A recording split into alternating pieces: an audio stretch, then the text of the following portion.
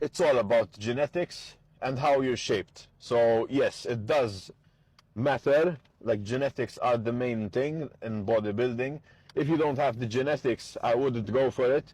But it's not saying just because you don't have the genetics, you don't try to get big. You can get big. Like, you know, like in games, you ever play a game where they have, like, you customize your character? So God, he customizes one, like, let's say there's you, and there's two other people.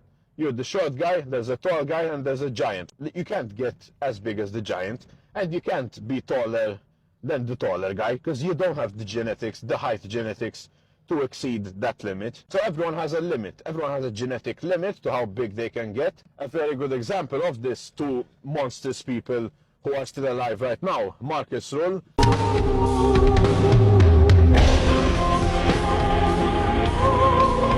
and Ronnie Coleman.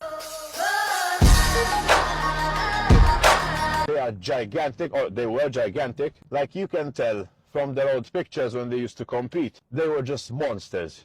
And no one nowadays has their frame, has their size, has their definition.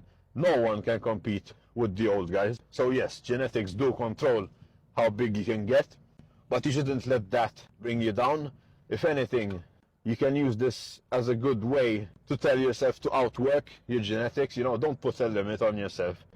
And you never know what your limit is until you're like at the Olympia stage. So unless you're a Mr. Olympia competitor watching this, if you're still a kid, if you're still 14 years old, you haven't been doing this long enough to know what your genetic limits are. So don't limit yourself mentally. Say, I want to get big, but don't say, I can't get that big.